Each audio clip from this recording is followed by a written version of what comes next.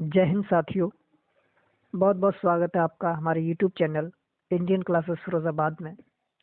इस वीडियो के माध्यम से हम देखेंगे जीके व जीएस के बहुत ही महत्वपूर्ण प्रश्न जो आगामी परीक्षाओं के लिए, सभी प्रतियोगी परीक्षाओं के लिए महत्वपूर्ण साबित होंगे। जैसे वीडियो की शुरुआत करते हैं। जैसे क्वेश्चन है, राजा रानी मंदिर।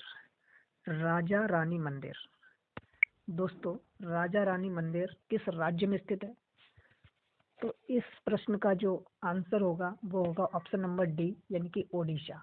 दोस्तों, ओडिशा राजा रानी मंदिर जो है भुवनेश्वर में है, उड़ीसा के भुवनेश्वर में।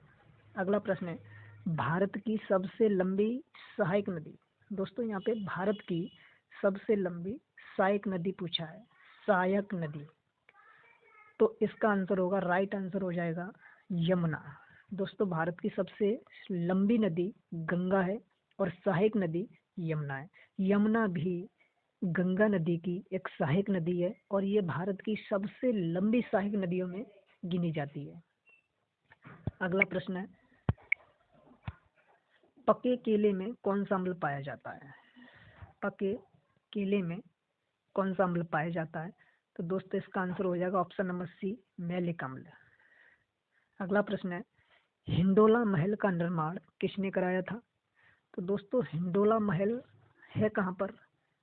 हिंडोला महल जो है आपका मध्य प्रदेश में है और हिंडोला महल का निर्माण हुसंग शाह ने करवाया था, Hoshang Shah. C option right answer होगा।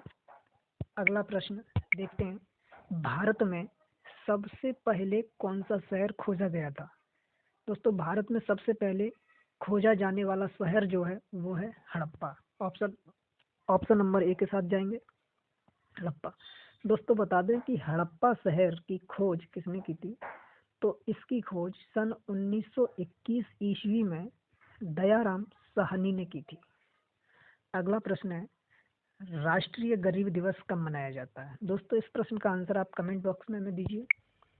अगला प्रश्न देखते हैं, शरीर में नमक की मात्रा कितनी होती है? तो दोस्तों, ये आपको याद होना चाहिए कि एक स्वस्थ शरीर में नमक की मात्रा जो होती है, एवरेज होती है, वो 0.4%। 0.4%। अगला प्रश्न है, सबसे ज़्यादा प्रोटीन किसके दूध में होता है? तो सबसे ज़्यादा प्रोटीन बकरी के दूध में होता है। ऑप्शन नंबर बी आपका राइट आंसर होगा। अगले प्रश्न को देखते हैं, विद्युत पंखा का आविष्कार किसने किया? दोस्तों, विद्युत पंखा का आविष्कार सूलर व्हीलन ने किया। ऑप्शन नंबर बी होगा। अगला प्रश्न है, रामचरितमानस के लेखक कौन है? दोस्तों, मोस्ट इम्पोर्टेंट प्रश्न है, रामचरितमानस के लेखक। दोस्तों, रामचरितमानस के लेखक कौन है?